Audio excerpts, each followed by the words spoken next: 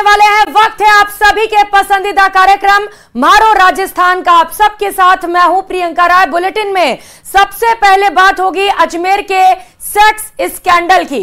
32 सालों बाद आखिरकार पीड़िताओं को न्याय मिला, जहां पर आरोपियों को उम्र कैद की सजा सुनाई गई है। तो वहीं आपको बताते चले कि 100 साल पहले गैंग रेप की वारदात को अंजाम दिया गया था। 32 साल पहले, माफ कीजिएगा, 100 ऐसी पीड़िताएं जिन्हें 32 साल बाद इंसाफ मिला। देखिए रिपोर्ट।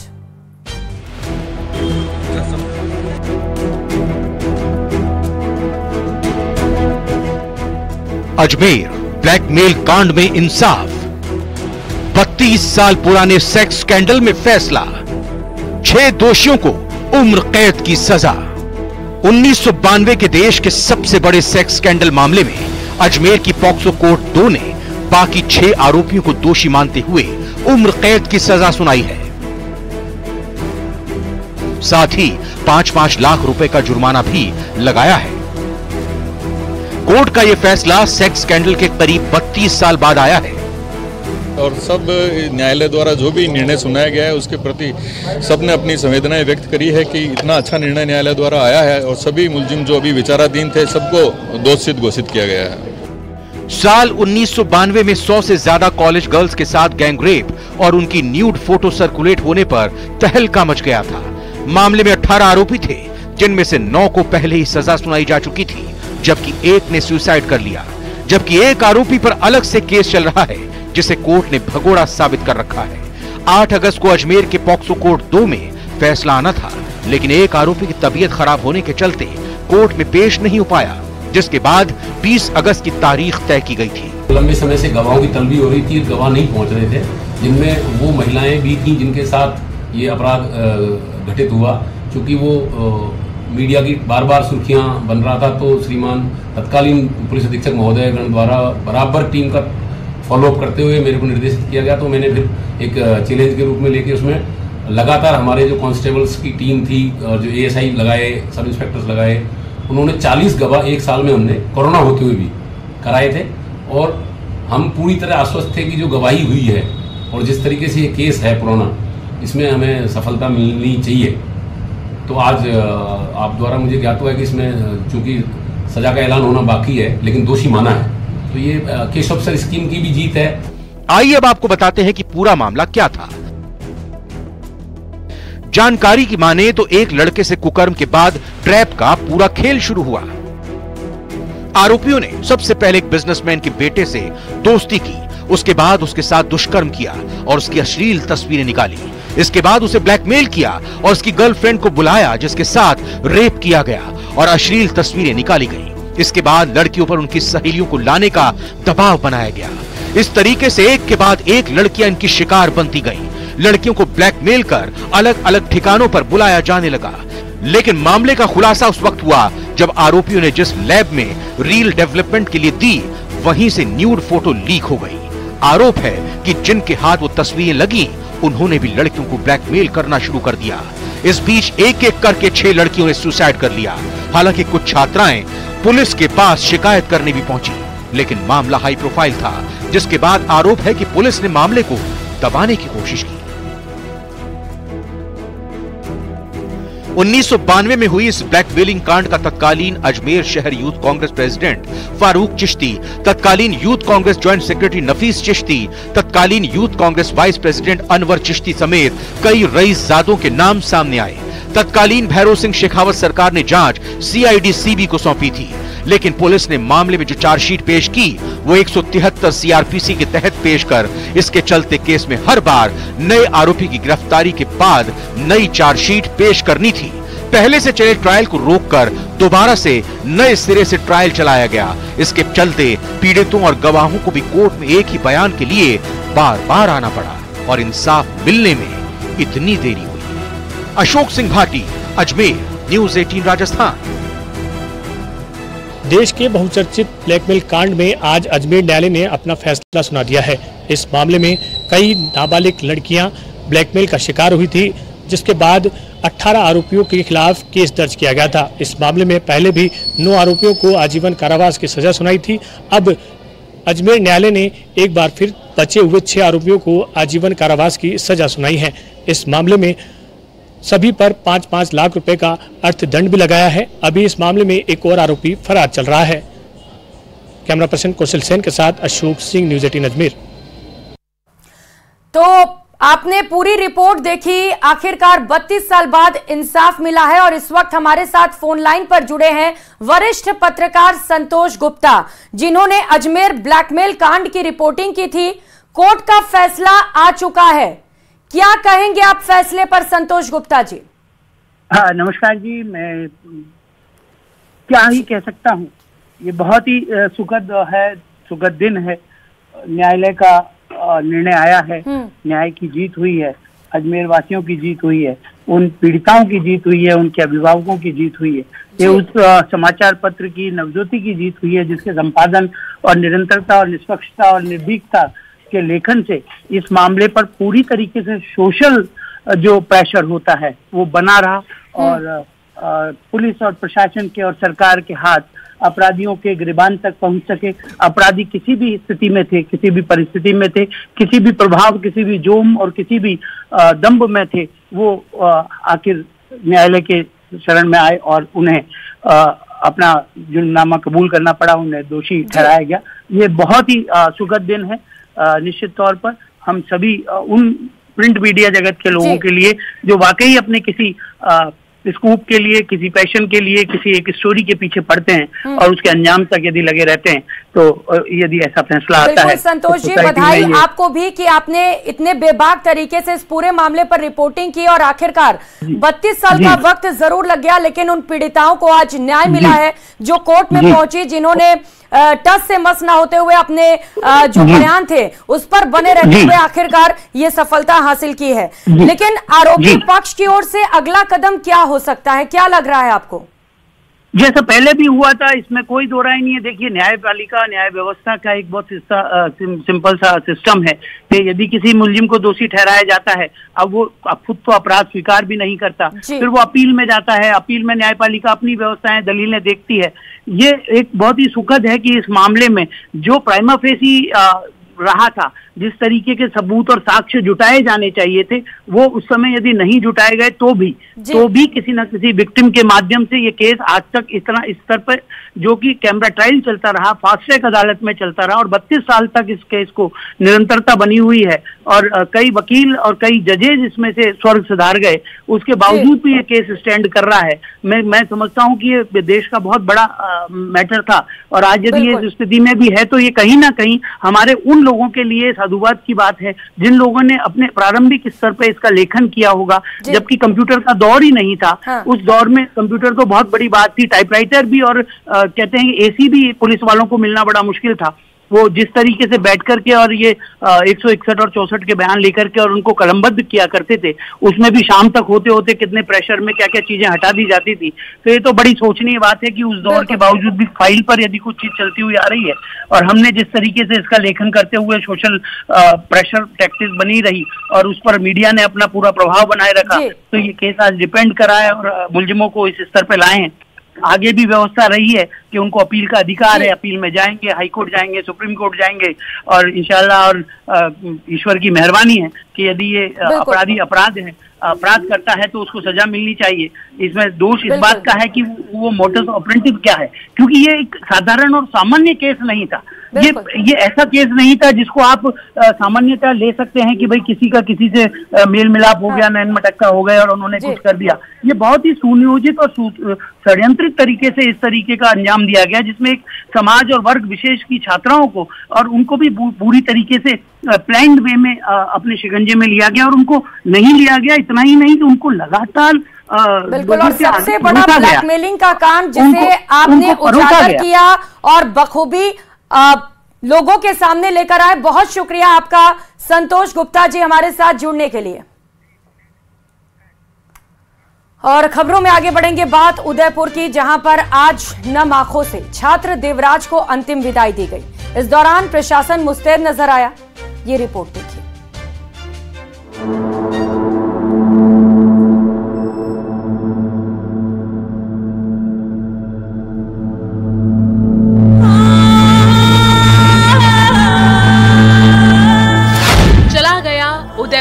देवराज। नम आंखों से दी छात्रों को विदाई। कड़ी सुरक्षा, इंटरनेट बंद और स्कूलों में छुट्टी। उदयपुर में चाकूबाजी में घायल स्टूडेंट के इलाज के दौरान मौत के बाद आज उसका अंतिम संस्कार किया गया। लोगों ने नम आंखों से देवराज को विदाई दी। देवराज के पिता ने अपने कलेजे के टुकड़े को मुखाग्नि दी। इससे पहले अंतिम यात्रा के दौरान लोगों ने नारेबाजी भी की। पूरे एरिया में सुरक्षा के कड़े बंदोबस्त किए गए। इससे पहले आज सुबह करीब 4:30 बजे शव को परिवार को सौंपा गया था। उदयपुर शहर में आज भी नेटबंदी रहेगी। स्कूल कॉलेज में छुट्टी रहेगी। समाज के नेताओं ने सभी से शांति की अपील की है। कोई भी वकील इसका केस ना लड़े और मेरे बच्चों को जल्दी से जल्दी न्याय मिले। बस मैं तो यही प्रशासन से यही मांग करता हूँ, पुलिस से यही मांग करता हूँ कि बस मेरे बच्चों को जल्दी से जल्दी न्याय मिले और कोई भी वकील इसका केस ना लड़े। बस उदयपुर केस में अब तक क्या हुआ? 10 को झगड़े के बाद एक छात्र ने दूसरे को चाकू मारा। बुरी तरह से घायल छात्र को अस्पताल में भर्ती करवाया गया। खबर फैलते ही शहर में प्रदर्शन शुरू हो गए। अफवाहों पर लगाम लगाने को इंटरनेट सेवा रोकी गई। सरकार ने कार्रवाई करते हुए आरोपी का घर ध्वस्त किया। शहर के चप्पे चप्पे पर पुलिस के जवान तैनात। सोमवार को इलाज के दौरान घायल बच्चे की मौत। प्रदेश सरकार ने पीड़ित परिवार को मुआवजे का ऐलान किया। पुलिस और प्रशासन ने लोगों से शांति बनाए रखने की अपील की। मंगलवार सुबह 8:30 बजे देवराज का अंतिम संस्कार किया गया।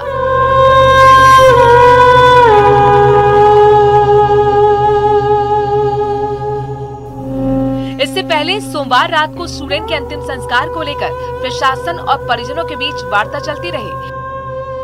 3 मांगों पर सहमति के बाद परिजन अंतिम संस्कार के लिए तैयार हुए। इनमें 51 लाख रुपए की आर्थिक सहायता, परिवार के एक सदस्य को संविदा पर नौकरी और SC/ST एक्ट मामले में कार्रवाई की मांग शामिल है। बता दें कि 16 अगस्त को जब देवराज अपने सहपाठी के हाथों लहूलुहान होकर अस्पताल पहुंचा था, तभी से उसकी हालत नाजुक बनी हुई थी। मौत की आवाज जब तब जोर पकड़ रही थी, जिम्मेदार शहर के बाशिंदों को आश्वस्त कर रहे थे।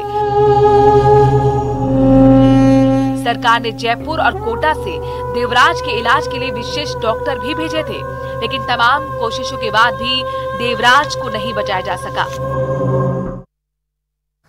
और उदयपुर से इस बीच बड़ी खबर मिल रही है। एक बार फिर से नेटबंदी की मियाद बढ़ा दी गई है। कल दोपहर 2 बजे तक नेटबंदी जारी रहेगी। उदयपुर में धीरे धीरे शांति बहाल हो रही है। उदयपुर धीरे धीरे शांति की ओर जा रहा है और ये शांति बहाल रह सके, बरकरार रह सके, इसी को देखते हुए प्रशासन की ओर से ये फैसला लिया गया है। नेटबंदी बढ़ा दी गई है। कल दोपहर 2 बजे तक नेटबंदी रहेगी। बीकानेर के खाजूवाला से बड़ी खबर सामने आ रही है, जहां पर लाठी और डंडों से पीट कर युवक की हत्या कर दी गई। आपसी रंजिश के चलते युवक की जान ले ली गई। पुलिस और एफएसएल की टीम मौके पर मौजूद है। भगवान राम नायक की हत्या से सनसनी फैल गई है। दंतोर थाना क्षेत्र के 17 के LD की घटना बताई जा रही है, जिससे कि पूरे क्षेत्र में हड़कंप मचा है। और खबरों में आगे बढ़ते हुए बात भारतीय जनता पार्टी के सदस्यता अभियान की करेंगे। बताते चले कि 1 सितंबर से बीजेपी एक बार फिर से सदस्यता अभियान चलाने जा रही है, लेकिन उससे पहले बीजेपी ने प्रदेश स्तरीय कार्यशाला का आयोजन किया। माना जा रहा है कि इसका मकसद बीजेपी कार्यकर्ताओं में आगामी उपचुनाव को लेकर जोश भरना है। देखिए रिपोर्ट।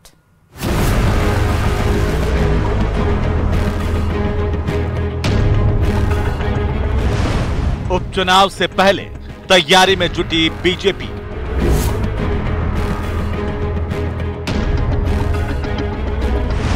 जयपुर में प्रदेश स्तरीय कार्यशाला का आयोजन।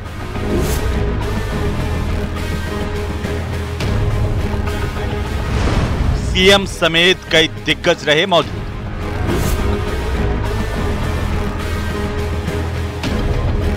बीजेपी ने 1 सितंबर से शुरू होने जा रहे सदस्यता अभियान के तहत प्रदेश में 1 करोड़ और हर बूथ पर 200 सदस्य बनाने का लक्ष्य रखा है। 1 से 25 सितंबर तक चलेगा पहला चरण। पहले चरण के पूरा होने के बाद समीक्षा की जाएगी। 1 सितंबर को पीएम मोदी सदस्य बनेंगे और इसके बाद राज्यों के सीएम और प्रदेशाध्यक्ष सदस्य बनेंगे। कार्यशाला में पार्टी से जुड़ने के लिए एक नंबर भी जारी किया गया, जिस पर मिस्ड कॉल कर पार्टी की सदस्यता ली जा सकेगी। इसके अलावा QR कोड और डिजिटल माध्यम से भी सदस्यता ली जा सकेगी। नंबर है 8800002024। ये 2024 की सदस्यता है, इसलिए 880000 के बाद 2024। एक मिस्ड कॉल के माध्यम से है, दूसरा QR कोड के माध्यम से है और तीसरा डिजिटल माध्यम से, जिसमें bjp.org.membership इस वेबसाइट के ऊपर जाकर के कोई भी व्यक्ति मेंबरशिप में जाकर के अपने पूरी इंफॉर्मेशन देकर के भारतीय जनता पार्टी की मेंबरशिप ले सकता है। प्रदेश में आने वाले वक्त में 6 सीटों पर उपचुनाव होने वाले हैं। ऐसे में कार्यकर्ताओं में जोश भरने और उन्हें एकजुट करने के लिए प्रदेश कार्यालय में कार्यशाला का आयोजन किया गया, जिसमें सीएम भजनलाल शर्मा, प्रदेश प्रभारी राधा मोहन समेत कई दिग्गज मौजूद रहे। जिसने 18 साल की उम्र प्राप्त की है, पहली इसकी मिनिमम रिक्वायरमेंट है। दूसरा, भारतीय जनता पार्टी के संविधान की 3 धाराएं, धारा 3, धारा 4 और धारा 5, जिसमें पार्टी के उद्देश्य हैं, पार्टी के संकल्पनाएं हैं और पार्टी के निर्देश, ऐसे 3 चीजें हैं। उनमें जिसका विश्वास है वो पार्टी का सदस्य बन सकता है, इन चीजों को लेकर के। तीसरा, इसी तरह भारतीय जनता पार्टी के इस पूरे अभियान को अलग अलग फेजेज में बांटा है। हमने अभी शुरुआत करने के लिए पहले अलग अलग नीचे तक लेके जाएंगे संगठन की अभियान की तैयारी के लिए। उपचुनाव से पहले पार्टी कार्यकर्ताओं को जोड़ने के लिए 5-5 सदस्यों की टीम बना दी गई है, जिसका काम लोगों को सदस्य बनने में मदद करना होगा। इसके साथ ही बीजेपी कार्यकर्ता घर घर जाकर भी इस अभियान को तेज करेंगे। गौरतलब है कि 1 सितंबर से शुरू होने वाले सदस्यता अभियान का आगाज प्रधानमंत्री नरेंद्र मोदी, राष्ट्रीय अध्यक्ष जेपी नड्डा, केंद्रीय गृह मंत्री अमित शाह समेत पार्टी के वरिष्ठ नेता सदस्य बनकर करेंगे। Bureau report, news 18 Rajasthan. उधर किरोड़ी लाल मीणा ने मंत्री पद को लेकर एक बार फिर से बयान दिया है। डॉक्टर किरोड़ी लाल मीणा ने कहा कि मैं किसी से नाराज नहीं हूं। सुनिए। ठीक निशाना लगे 6 सीट पर इस बात का प्रयास किया जाएगा। आप कितने सक्रिय रहेंगे इस उपचुनाव में? मैं तो अब भी सक्रिय हूँ, बाढ़ में घूम के आया हूँ, आपने देखा होगा।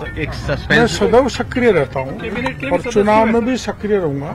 हाँ, मैं कैबिनेट का सदस्य हाल फिलहाल में नहीं हूँ, क्योंकि मैंने इस्तीफा दे रखा है। वैसे बड़ा सस्पेंस बना हुआ है, विपक्ष भी हमला बोलता है कि आपदा मंत्री कहाँ है, बाढ़ आ रखी है। आपदा मंत्री बाढ़ में घूम रहा है, आपने देख लिया। मैं भरतपुर घूम के आया, बयाना गया, बैर गया, हिंडौन गया, करौली गया, गंगापुर गया, सवाई माधोपुर गया। और भगवान न करे बाढ़ आए, किसी को नुकसान हो, जहाँ जहाँ आपदा में आएंगे लोग, मैं वहाँ जाऊंगा। वो तो पहली बात है, आपदा मंत्री के नाते गए, आपके विधायक के नाते गए? अब कुछ भी मान लो। नहीं, हेलीकॉप्टर वाली जैसी कोई बात नहीं, कोई नाराजगी मैं रखता नहीं। हेलीकॉप्टर में घूमने का आदी नहीं हूँ, मैं तो सड़क छाप आदमी हूँ, सड़क पर घूमता रहता हूँ। पार्टी मनाएगी तो आप फिर से मंत्री पद ज्वाइन कर लेंगे? मनाने की जरूरत ही नहीं है, क्योंकि मेरे को कोई नाराजगी पार्टी से नहीं है, न मुख्यमंत्री जी से, न प्रदेश अध्यक्ष से, न केंद्रीय नेतृत्व से। मेरी नाराजगी तो मेरी खुद से है कि जहाँ मैं 45 साल से सतत संपर्क कर रहा हूँ जनता में, दिन रात आपने देखा है, बरसात हो, गर्मी हो, सर्दी हो, और भूमि समाधि आंदोलन करे तो जमीन में भी बैठ जाता हूँ कड़ाके की ठंड में।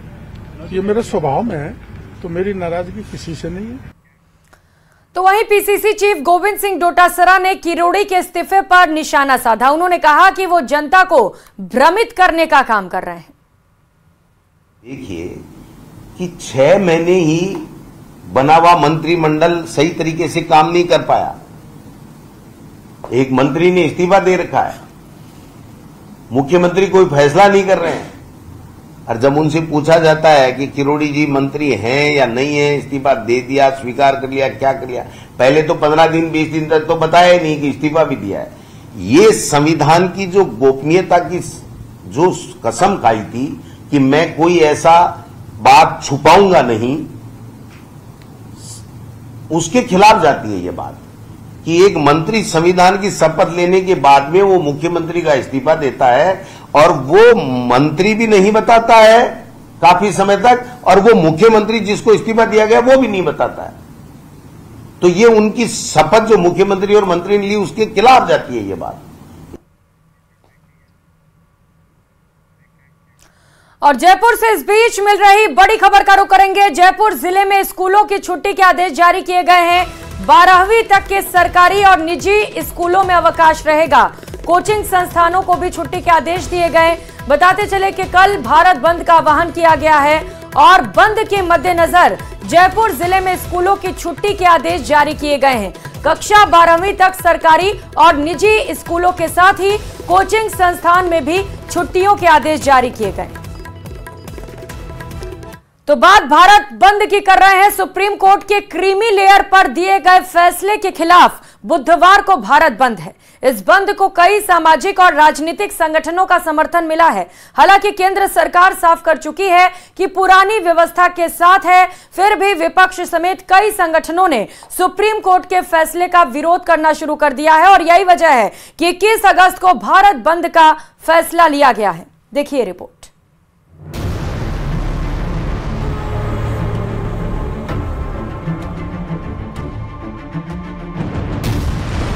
बुधवार को पूरा भारत बंद है।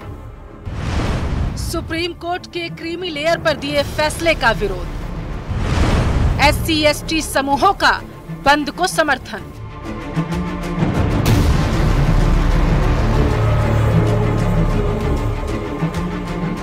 एक अगस्त को सुप्रीम कोर्ट की संवैधानिक पीठ ने अनुसूचित जाति और अनुसूचित जनजाति के आरक्षण पर जो फैसला दिया, उसके विरोध में 21 अगस्त यानी कि बुधवार को भारत बंद किया जा रहा है, जिसका समर्थन बहुजन समाजवादी पार्टी समेत तमाम विरोधी नेता कर रहे हैं।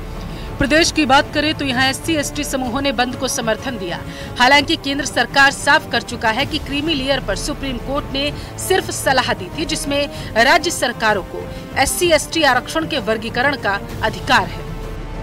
ये सब अपोजिशन रूल्स स्टेट से होता ही आया है जी, आकर के सुप्रीम कोर्ट में ही गया। तो सुप्रीम कोर्ट ने अब कहा है कि भारत के संविधान के अनुच्छेद 341 में, जिसमें अनुसूचित जातियों का वर्णन लिखा हुआ है, समावेश लिखा हुआ है, जातियों के नाम लिखे हुए हैं, उसमें राज्य चाहें तो सब कैटेगराइजेशन कर सकते हैं, राज्य चाहें तो। ये राज्यों को अधिकार दिया है। केंद्र सरकार राहुल गांधी और मल्लिकार्जुन खड़गे पर भ्रम फैलाने का आरोप लगा रही। वहीं कांग्रेस प्रदेश अध्यक्ष गोविंद सिंह डोटासरा का कहना है कि सरकार को इस मसले पर अपना रुख साफ करना चाहिए। कांग्रेस पार्टी का बहुत क्लियर स्टैंड है कि आरक्षण की व्यवस्था जो संविधान में बाबा साहब भीमराव अम्बेडकर देके गए हैं, उस व्यवस्था के साथ में किसी तरीके का न खिलवाड़ होने देंगे और न उसको कमजोर होने देंगे।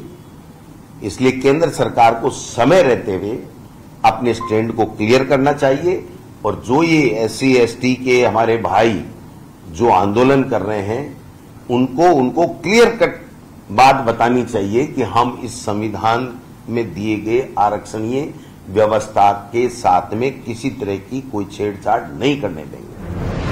SC/ST आरक्षण पर भारत बंद के फैसले पर बीजेपी नेता किरोड़ी लाल मीणा का कहना है कि इस मुद्दे पर भारत बंद की जरूरत ही नहीं। इस दौरान उन्होंने कांग्रेस पर भी तंज कसा है। मना कर दिया, प्रधानमंत्री जी ने कैबिनेट मीटिंग बुलाई और ये मना कर दिया हम किसी प्रकार का क्रीमी लेयर लागू नहीं करेंगे। तो केवल राजनीतिक फायदे के लिए लोग बाग ST/ST को गुमराह करना चाहते हैं, बहकाना चाहते हैं, देश में हिंसा फैलाना चाहते हैं, वो किसी भी तरह से उचित नहीं। सामाजिक न्याय अधिकारिता मंत्री अविनाश गहलोत का कहना है कि केंद्र जो भी फैसला लेगी उन्हें मंजूर होगा। हालांकि उन्होंने कहा है कि वो SC/ST वर्ग के साथ है और उनकी भावनाओं की कद्र करते हैं। केंद्र सरकार के निर्णय जो होगा इसके अंदर उसके साथ रहेंगे। और दूसरा, संविधान हमारा किसी भी वर्ग के अंदर उप वर्गीकरण के लिए नहीं कहता है। हम SC/ST वर्ग के लोगों के साथ में हैं, उनकी भावनाओं की कद्र करेंगे और संविधान के खिलाफ में ऐसा कोई काम नहीं करेंगे जहां SC/ST वर्ग के लोगों के साथ में समानता का जो भाव है वो नहीं हो।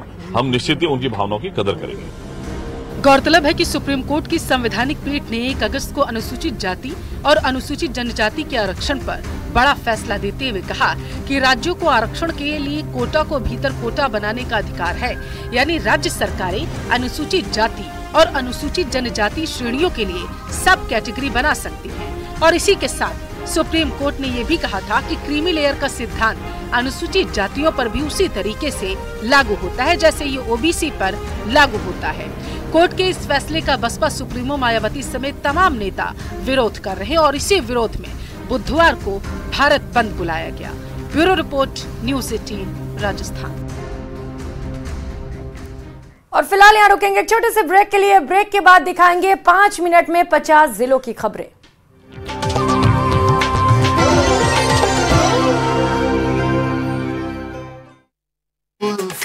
टीम का फॉलोअप करते हुए मेरे को निर्देशित किया गया, तो मैंने फिर एक चैलेंज के रूप में लेके उसमें लगातार हमारे जो कांस्टेबल्स की टीम थी और जो एएसआई लगाए, सब इंस्पेक्टर्स लगाए, उन्होंने 40 गवाह एक साल में हमने कोरोना होते हुए भी कराए थे।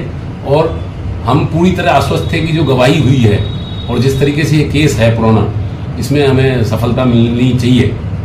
तो आज आप द्वारा मुझे ज्ञात हुआ है कि इसमें चूंकि सजा का ऐलान होना बाकी है लेकिन दोषी माना है, तो ये केस ऑफिसर स्कीम की भी जीत है। जानकारी की माने तो एक लड़के से कुकर्म के बाद ट्रैप का पूरा खेल शुरू हुआ।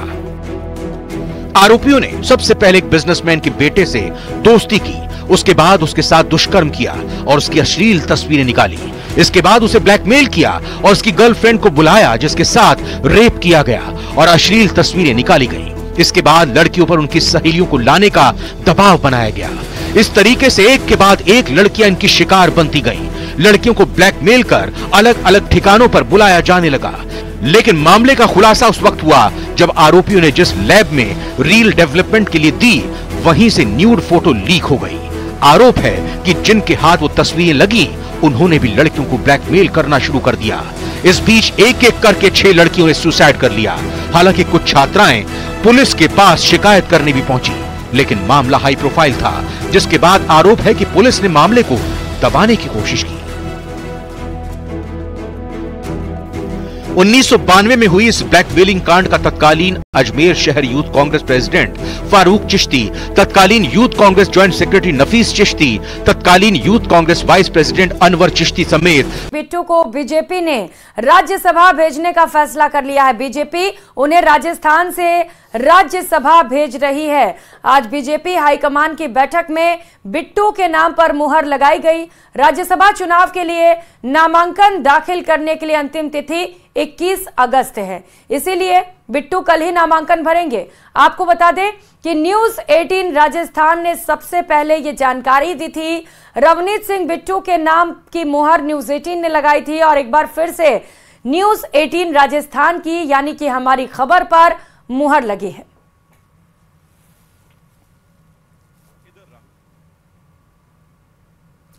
तो सबसे पहले न्यूज़ 18 ने इस नाम को बताया था और एक बार फिर से न्यूज़ 18 की खबर पर मुहर लग चुकी है। बताते चले कि एक हफ्ते पहले ही न्यूज़ 18 राजस्थान ने रवनीत सिंह बिट्टू के नाम बता दिए थे और आज भारतीय जनता पार्टी की ओर से इस नाम का औपचारिक ऐलान कर दिया गया है। बीजेपी ने केंद्रीय राज्य मंत्री रवनीत सिंह बिट्टू को राज्यसभा भेजने का फैसला ले लिया है, क्योंकि राजस्थान में एक सीट पर राज्यसभा के चुनाव होने वाले हैं और कांग्रेस पार्टी ने साफ कर दिया है कि वो कोई भी कैंडिडेट खड़े नहीं करेगी। कांग्रेस का कहना है कि हम लोकतंत्र को कायम रखेंगे और हम इसका सम्मान करते हैं।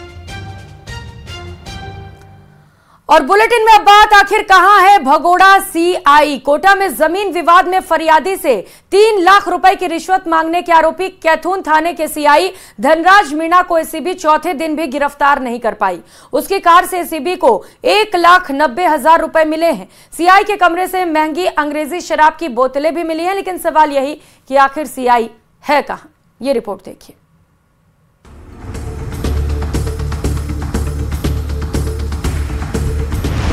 कहां है फरार सीआई धनराज मीणा?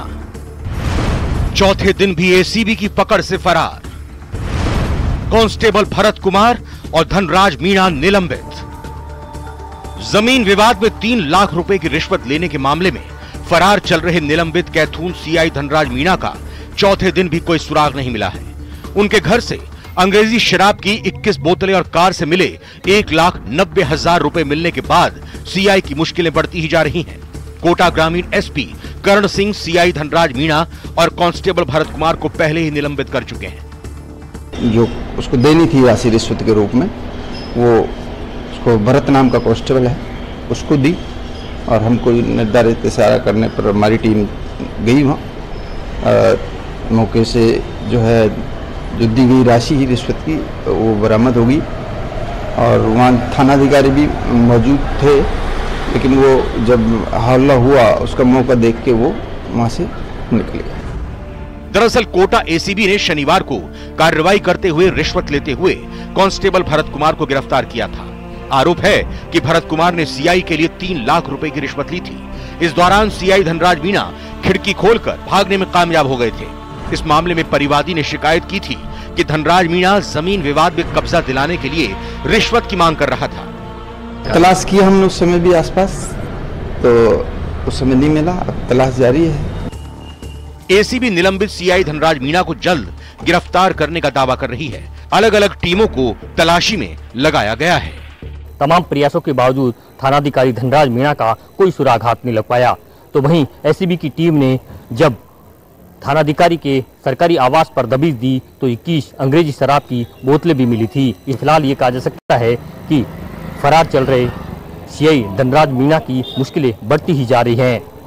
कोटा ग्रामीण एसपी करण शर्मा ने फिलहाल सीआई को सस्पेंड भी कर दिया है। कोटा से न्यूज 18 राजस्थान के लिए ओम प्रकाश मारू। भरतपुर से इस बीच बड़ी खबर सामने आ रही है। भरतपुर में भारत बंद के चलते नेटबंदी की गई। अफवाहों से बचने के लिए इंटरनेट बंद रहेगा। कल सुबह 9 बजे से लेकर शाम 6 बजे तक नेटबंदी की घोषणा कर दी गई है।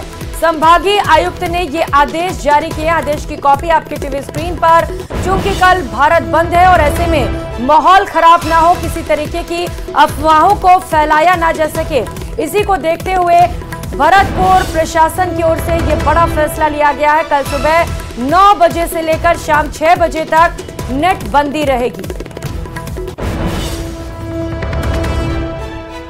और बात फिर बढ़ने वाली मुश्किल की करेंगे। प्रदेश के कई जिलों में भारी बारिश ने तबाही मचाई, जिसका असर भी देखने को मिल रहा है। तो वहीं कई जिलों में मानसून की हल्की बारिश जारी है। गुरुवार से भारी बारिश का दौर शुरू हो सकता है और 12 जिलों में अलर्ट जारी किया गया। इनमें भीलवाड़ा से लेकर बूंदी, चित्तौड़गढ़, डूंगरपुर, झालावाड़, कोटा, प्रतापगढ़, राजसमंद, टोंक और उदयपुर को शामिल किया गया है।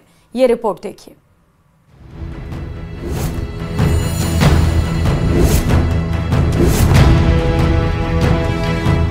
प्रदेश में भारी बारिश का दौर थम चुका है, लेकिन कुछ जिलों में अभी भी हल्की बारिश का दौर जारी है। सरहदी जिले जैसलमेर के धोरों में बारिश से नदियां उफान पर हैं, जिससे आमजन परेशान नजर आ रहा है।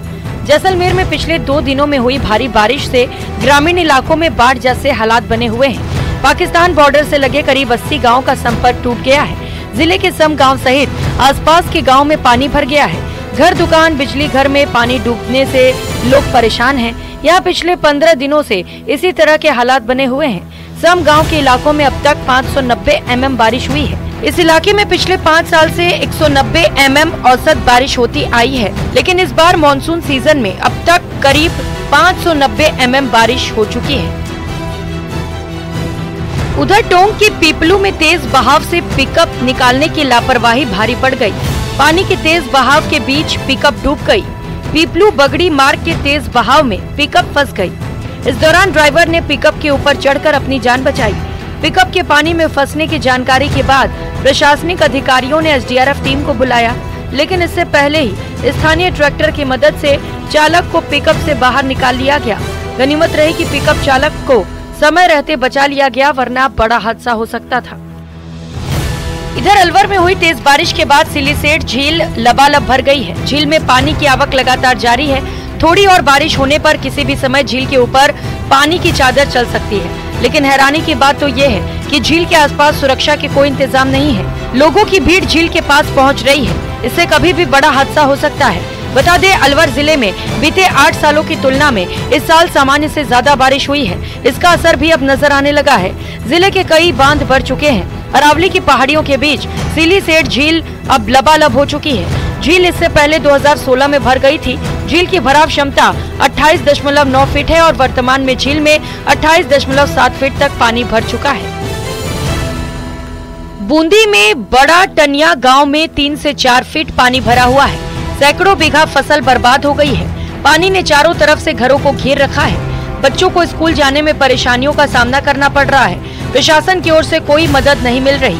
सर इसमें तो 1000 बीघा जमीन खत्म हो गई, पानी भरा हुआ है, जानवर डूबे हुए हैं, धान की फसल तगात खत्म हो गई और पूरे गांव को बहुत तगड़ी परेशानी है। इससे ये पानी निकलना ही चाहिए। परेशानी इतनी जोरदार हो रही है, सब बारिश हुई, बारिश के बाद में 50 किसानों की 500 बीघा के करीब जमीन डूबत में है और जो पहले बरसाती नाला था पानी उससे निकास होता था वो नाला बंद हो रखा है, जिससे किसानों को बहुत ज्यादा परेशानी हो रही है। ऐसे में बहुत से किसानों का सूखा चारा पानी में डूब जाने से मवेशियों को चारा खिलाने का संकट आ गया है। इस बीच बड़ानिया गांव के पास बूढ़ा बांध भी भर गया है, जिसके गेट खोले गए तो स्थिति और भी गंभीर हो सकती है। मौसम केंद्र की रिपोर्ट के मुताबिक गुरुवार से एक बार फिर से भारी बारिश का दौर शुरू होने की संभावना जताई गई है। विभाग की ओर से 12 जिलों में भारी बारिश का अलर्ट भी जारी किया गया है। इनमें भीलवाड़ा, बूंदी, चित्तौड़गढ़, डूंगरपुर, झालावाड़, कोटा, प्रतापगढ़, राजसमंद, टोंक और उदयपुर शामिल है। इन्हीं 12 जिलों में शुक्रवार 23 अगस्त को भी भारी बारिश होने की संभावना जताई गई है। Bureau report, news 18। तो वहीं बीकानेर में बारिश के चलते अधिकांश सड़कें खस्ता हाल नजर आ रही हैं। सड़कों पर बने गड्ढे लोगों के लिए आफत बन रहे हैं, परेशानी बढ़ती चली जा रही है। शहर की सड़कों के साथ साथ शहर से निकलने वाले हाईवे की स्थिति भी अच्छी नहीं। बीकानेर से गंगानगर जाने वाले हाईवे का काम भी रुका पड़ा है, जिसके चलते लोगों को परेशानियां झेलनी पड़ रही हैं। पीडब्ल्यूडी के अधिकारी भी मानते हैं कि बारिश के कारण 50 से 60 किलोमीटर सड़कें डैमेज हुई हैं, लेकिन सड़क गड्ढों के कारण बारिश के समय पानी भर जाने से हादसों को न्योता भी दे रहे हैं, जो परेशान करने वाली बात है। बीकानेर की सड़कें हैं वो ज़्यादातर बहुत ही ज़्यादा गड्ढे हैं उसके अंदर, और बारिश के सीज़न में क्या होता है आमतौर पर घर से हम निकल नहीं पाते और बहुत ज़्यादा समस्याओं का सामना करना पड़ रहा है। इसके कारण जो एक्सीडेंट भी ज़्यादातर होने लग रहे हैं। गड्ढों के कारण हम आमतौर पर गिर जाते हैं और हमारा जो घर है वो जो हमारा एकता नगर बजरंग दोरे के साइड है और वहाँ ज़्यादातर ही गड्ढे हैं। जैसे तो वहीं श्रीगंगानगर के सूरतगढ़ में हिरण शिकार और डीएफओ को निलंबित नहीं किए जाने से आक्रोशित वन्यजीव प्रेमियों के द्वारा सूरतगढ़ में भगवानगढ़ के पास नेशनल हाईवे 62 जाम कर दिया गया। हजारों की संख्या में नेशनल हाईवे पर बैठे वन्यजीव प्रेमियों में महिलाएं भी शामिल हैं। मृत हिरण के शव को डीप फ्रीज में रखकर नेशनल हाईवे पर धरने पर बैठे वन्यजीव प्रेमियों के द्वारा डीएफओ सहित स्थानीय वन कर्मियों को हटाने की मांग की जा रही है। तो हिरण के जो शिकार हुआ इसे लेकर वन्यजीव प्रेमी जो हैं उनमें खासा आक्रोश दिखाई दे रहा है। NH 62 को गुस्साए वन्यजीव प्रेमियों ने जाम कर दिया। न सिर्फ वहां पर पुरुष बल्कि महिलाएं और बच्चे भी पहुंचे, जिन्होंने इस तरीके के मामले पर रोक लगाने की मांग की।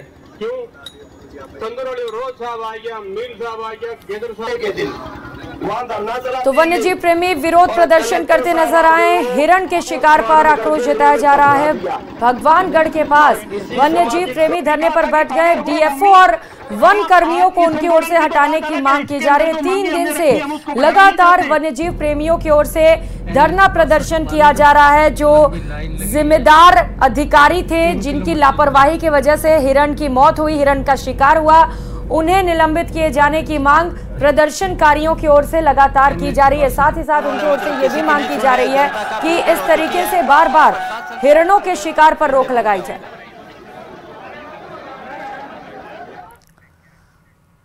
तो वहीं टोंक में जनाना अस्पताल की अव्यवस्थाओं